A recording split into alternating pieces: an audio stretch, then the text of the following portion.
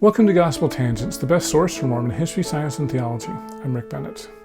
Robert F. Kennedy and the prophet Joseph Smith were both killed while campaigning for President of the United States of America. It's one of the most unique events in American history, and we'll talk more about that with Dr. Derek Sainsbury, who's written the book, Storming the Nation. We'll talk also about other similarities that Joseph Smith may have had to modern politicians. How did he compare? Check out our conversation. Hey, I just wanted to mention one more thing. The Mormon News Report podcast is an awesome podcast, and they cover the week in Mormon news with a healthy dose of snark and commentary. Join Brant and Jenny every Monday to get caught up on all those news stories that you can stay up to date on the latest Mormon news. So check out Mormon News Report. It's a great podcast. Brant and Jenny are great friends. Now back to our conversation. He becomes the first candidate in the history of the United States, first presidential candidate to be assassinated. And the news of his assassination takes up to 2 weeks to reach the missionaries, sometimes longer if they're in, some places in Vermont and Maine. Before that news reaches, both before his assassination and after his assassination, before the news hits the papers in the East, they're making a wake, and they're finding surprising success in some places and very strong hostility in other places. And so it's not like nobody knew what was going on. Things were happening, right? And it's just as it's starting to get some kind of momentum that the news reaches that he's been assassinated. And so in kind of a sad anticlimactic moment, several of the apostles and a couple of other electioneers go down to Baltimore on the date of July 13th. And so this is 2 weeks after Joseph's been killed. Yeah, and they've just found out. And they still go to the hall they rented in Baltimore, and they open the convention, do nothing, and close it, and start heading back. And it's kind of a sad moment. So they did know before they did the convention? Yeah, that's why they didn't do anything. They still felt, it was actually the day before, they're in Wilmington, Delaware, the day before they're headed down there is when they'd heard reports, and there'd been newspaper reports, but when they receive the special edition of the Nauvoo Neighbor that says what's happened. Okay, because a lot of them didn't believe it. Right, because there've been rumors all the time of this and that had happened back with Joseph Smith all the way, since Missouri. And so they didn't believe it at first, couldn't believe it at first. And that was kind of for that group, and for a lot of groups, when they got that special edition of the Nauvoo Neighbor that said that he had been killed. And it is devastating for them. Yeah, absolutely devastating. I mean, I think the closest modern day equivalent is probably Bobby Kennedy. Absolutely. Yeah. Yeah, in fact, that's the next book I'm already writing is really? A comparison between those two. Oh, wow, that'll be interesting. Because he's the only other candidate, right, in the history of the United Wallace States. got shot, I guess. Shot but but he not didn't die. killed, yeah. Oh, really? So those are the only two people that have been killed? Is Joseph Smith and Bobby Kennedy? Yeah. Wow. There's your trivia question when you're on Jeopardy. Wow, that's really interesting. So it's actually they're finding out about that. For me, that's the most powerful chapter in my book.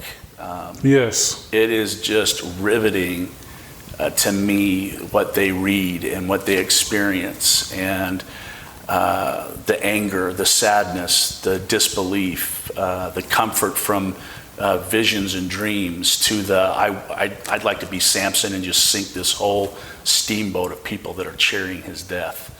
But it does something to them. Here they've been out preaching the gospel and advocating Theo Democracy, right? And for 3/4 of them, this is the first mission they've ever been on. Or for 2/3 of them, excuse me. This is the first mission they've ever been on. And they're in interaction with each other, interaction with the general public, and interaction with the Quorum of the 12, who are out there going to these different conferences. As you read their journals, Elder Woodruff showed up today, kind of a thing.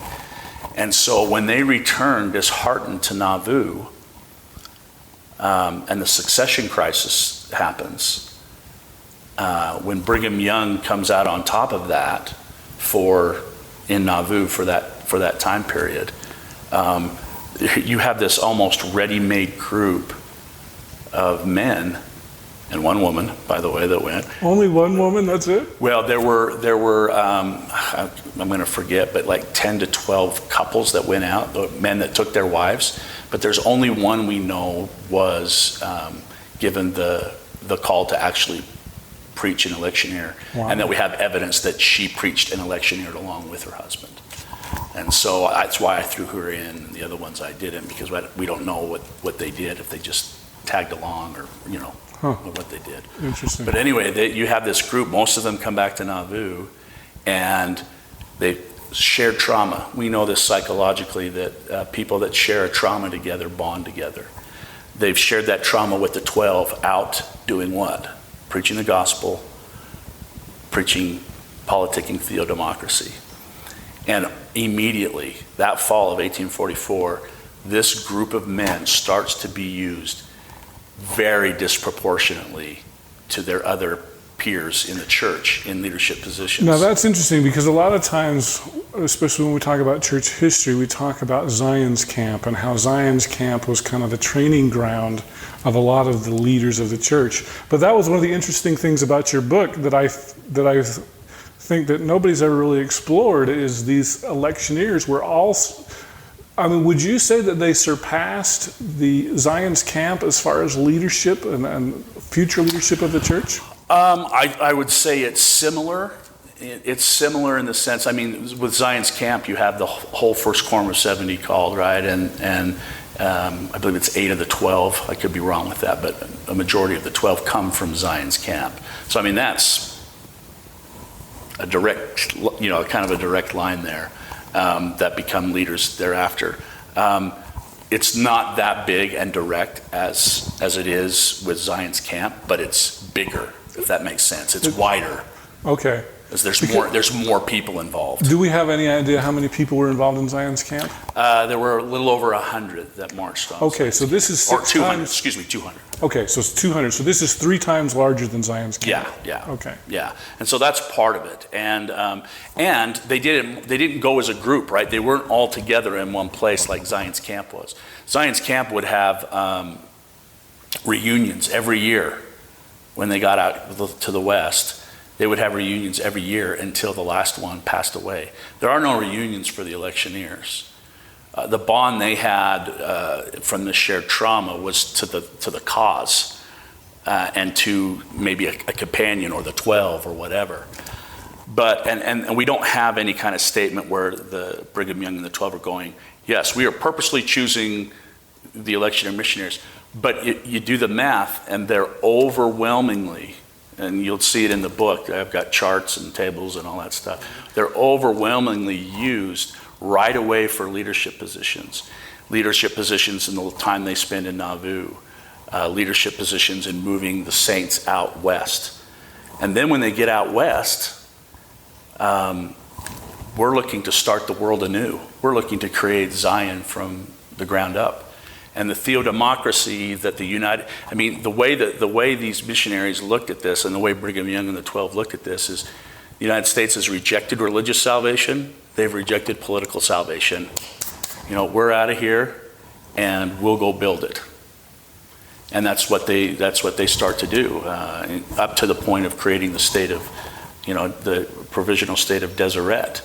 And it is a Theo Democracy, because what happens is, if you're, for instance, let's start at the top. If you're the president of the church, you're also the governor. If you're a member of the Quorum of the 12, you're in the legislative council, right? If you're another kind of what we would call general authorities today, you're most likely in the legislative assembly. If you're the mayor of a not a huge town like Salt Lake, but any other town, if you're the bishop of let's say you're the Bishop of Provo, you're also going to be the mayor of Provo, right? And so this Theo Democracy, it just is created out here in the West. You're also going to be the judge. Right. You're also going to often be the probate judge or the justice of the peace. And it goes further than that, too, because if you're a leader, you're expected to practice plural marriage. And if you practice plural marriage, by the way they distributed land, right? There's no land for sale when you did this new settlements. It was given by lots. And men with multiple wives were given a lot for each wife, right?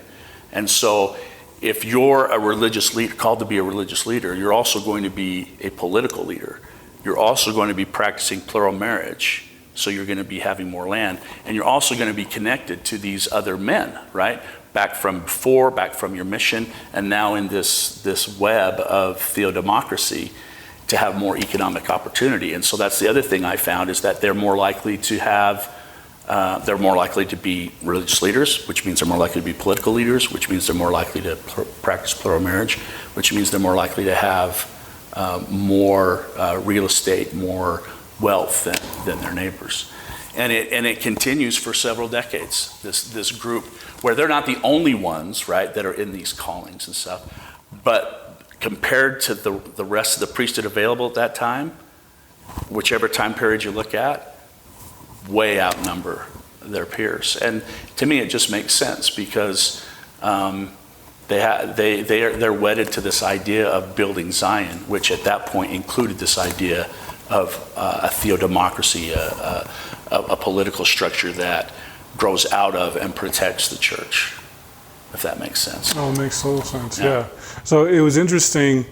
Do you think that these men had any idea that being called to be an electionary missionary would lead to all these other things? No. Bishops, landowners, polygamy? No, because, to me,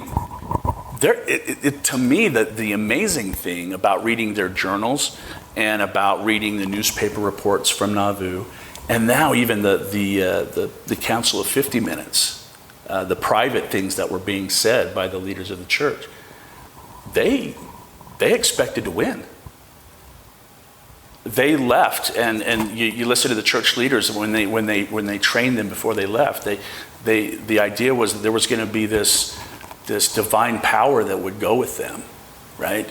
And that they were going to not only convert religiously, but convert politically. And so there was this real upbeatness about it. It wasn't this, oh, I'm going to go do this. There was, we're going to win. We're going to win. Right? And every campaign's going to feel that way, right? I mean, obviously. But you tie religion into that and a prophet into it too, and there's almost this expectation, right, that this is where this is headed. So when he dies, none of them are thinking, this is going to lead to all of this. But it's a very natural extension of their missions to then become leaders out here in the West.